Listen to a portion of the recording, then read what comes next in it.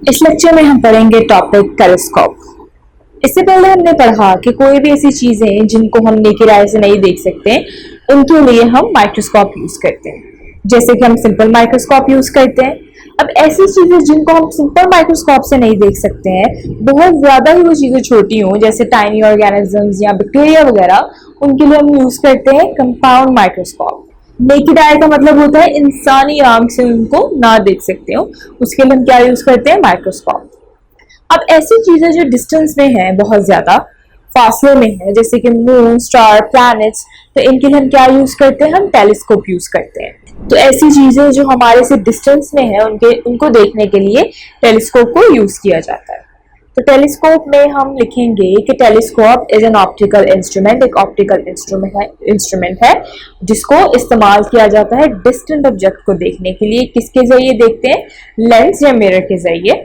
Distant object मतलब जो थोड़े से फासले पर होते हैं, यानी फासले पर जो ऑब्जेक्ट होते हैं। टेलीस्कोप पे दो कन्वर्जिंग लेंस यूज करते हैं, मतलब दो कन्वेक्स लेंसेज होते हैं। इसको हम कहते हैं रिफ्रैक्टिंग टेलीस्कोप। रिफ्रैक्ट का मतलब है कि रेज क्या होती हैं? बेंड होती हैं, तो रिफ्रैक्टिंग टेलीस्कोप इसको कहा जाता है।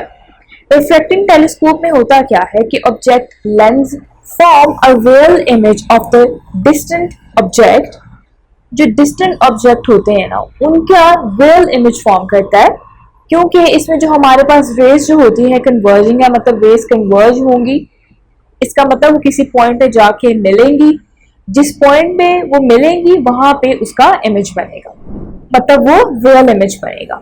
अगर रेज डाइवर्ज हो जाती हैं, किसी पॉइंट पे भी नहीं मिलती, तो हमें इमेजिनरी रेज उसकी बैक पर बनानी पड़ती है, और वो हमारे पास क्या बनाती है? उससे हमारे पास क्या बनता है? Virtual image. लेकिन ये क्या करता है? रिफ्रैक्टिंग टेलीस्कोप में जो ऑब्जेक्टिव लेंस होता है वो किसी भी डिस्टेंट ऑब्जेक्ट, जैसे जिसका हम बनाना चाह रहे हैं, उसका रियल इमेज बनाता है, जबकि जो आई पीस है वो क्या फॉर्म करता है? Virtual image that is viewed by the eye. जो आई इमेज को देख रही है उसको वर्चुअल इमेज बना रहा होता है।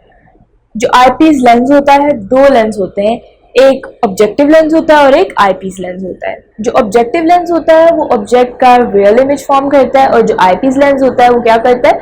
वर्चुअल इमेज फॉर्म करता है, that is view by the eye. इसमें भी हमारे पास पहले वाला फिनोमेना यूज होता है। आप अगर फिगर को देखें तो फिगर में एक आई पीस है, उसके अलावा एक ऑब्जेक्टिव लेंस है। अब रेज हमारे पास रिफ्लेक्ट हो गई।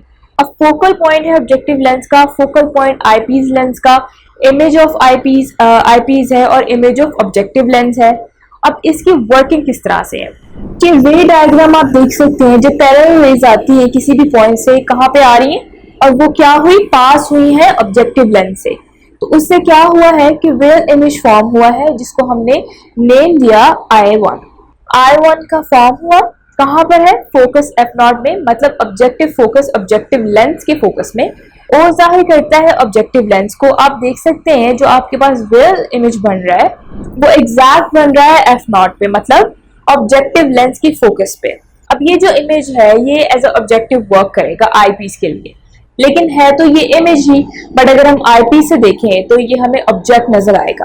अब क्या होगा? एक बड़ा सा वर्चुअल इमेज I2 जो कि I1 का बन रहा है, I1 एज अ ऑब्जेक्ट हम यूज कर रहे हैं ना, तो ये फॉर्म होगा from the eye piece at a large distance, form of objective lens.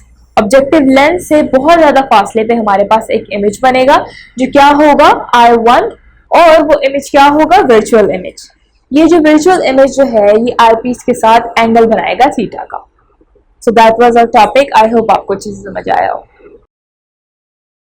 अगर आप ये लेक्चर कंप्लीट देखना चाहते हैं और इसके साथ साथ हजारों एमसीक्यूज, वो भी बिल्कुल मुफ्त मुफ्त मुफ्त, तो अभी हमारी ऐप डाउनलोड करें, हिप्पो ई लर्निंग प्रोग्राम, और इसके साथ साथ don't forget to like, share and subscribe to this channel.